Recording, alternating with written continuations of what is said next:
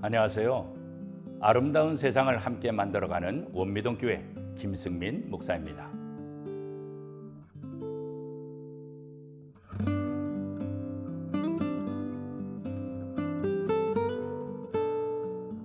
우리가 삶을 살아가는 데 있어서 중요한 것은 올바른 삶을 사는 것입니다.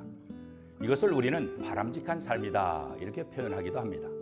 사도 바울은 에베소 교인들에게 편지를 쓰면서 바람직한 성도의 삶이 무엇인지를 말씀해 주셨습니다. 그런데 정작 내용을 가만히 살펴보면 바람직한 성도들의 삶이 아닌 이방인의 삶을 이야기하고 있습니다. 왜 그랬을까요? 그것은 이방인의 삶을 뒤집어 놓으면 그것이 바로 성도들의 바람직한 삶이라는 사도 바울의 역설적인 가르침인 것입니다. 사도 바울은 에베소서 4장 17절 18절 말씀에서 그러므로 내가 이것을 말하며 주 안에서 증거하노니 이제부터는 이방인의 허망한 행함을 하지 말라. 저희 총명이 어두워지고 저희 가운데 있는 무지함과 저희 마음이 굳어짐으로 말미암아 하나님의 생명에서 떠나 있도다라고 말씀했습니다. 한마디로 말하면 이방인의 삶은 바로 허망하다는 것입니다. 왜 허망하다고 얘기했을까요? 이방인의 삶은 하나님의 생명에서 떠나 있기 때문입니다. 그렇습니다. 허망한 생각을 가지고 있으면 총명이 흐려질 수밖에 없는 것입니다. 분별력이 없어지는 것입니다.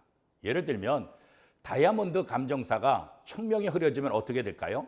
가짜 다이아몬드가 진짜 다이아몬드로 둔갑하게 되는 것입니다. 그래서 총명이 어두워지면 이 세상의 질서가 엉망이 되는 것이죠. 공직자들의 총명을 어둡게 만드는 것이 있다고 한다면 무엇일까요? 그것은 바로 뇌물일 것입니다.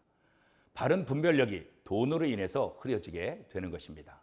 또한 학연, 지연, 혈연이 공의를 흐리게 하는 주된 요인이 되는 것입니다. 총명이 어두워지면 바로 무지로 연결됩니다. 무엇인가 많이 아는 것 같은데 사실은 잘못 알고 있는 것입니다. 창문에 먼지가 많이 쌓이면 밖을 제대로 쳐다볼 수가 없습니다. 뇌물을 받으면 돈이 가려서 분별하지 못하게 되는 것입니다. 마찬가지로 세상에 빠져들면 세상이 우리의 눈을 가려서 하나님을 못 보게 하는 것입니다. 그러면 어떻게 될까요? 마음이 굳어진다고 말씀하고 있습니다. 처음에는 죄를 저지르면 가슴이 두근두근거립니다. 또 콩당콩당 뜁니다.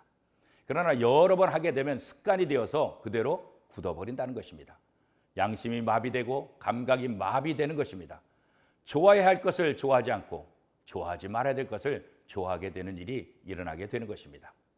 마음이 굳어버리면 나중에는 고치려고 해도 소용이 없게 됩니다. 시멘트처럼 완전히 굳어버리면 더 이상 고칠 수가 없는 것입니다. 그래서 결국은 부서뜨려야 하는 것입니다. 처음에는 하나님께 벌 받을까 봐 두려워했는데 잘못되기는커녕 오히려 세상적으로 더 잘 되는 것입니다. 그러니까 자꾸 하게 되고 그러다 보니 하나님을 무시하게 되는 것입니다. 그래서 결국은 하나님을 떠나게 됩니다. 하나님과 관계가 끊어지는 사람이 되는 것입니다. 하나님 없는 삶을 살게 되는 것입니다. 자, 그러면 성도들은 어떻게 해야 할까요? 총명이 흐려지지 않도록 해야 합니다. 무지하지 않도록 해야 합니다. 마음이 굳어지지 않도록 해야 하는 것입니다. 자, 그러면 어떻게 이것이 가능할까요? 하나님과 연결이 되어 있어야 하는 것입니다. 요한복음 15장 5절 말씀에 예수님께서 나는 포도나무요 너희는 가지니 라고 말씀하셨습니다. 가지가 나무에서 떨어져 나가면 안 되는 것입니다. 가지가 나무에 붙어 있어야 합니다. 그렇습니다. 성도들도 하나님께 붙어 있어야 총명이 흐려지지 않습니다. 무지하지 않습니다. 굳어지지 않습니다.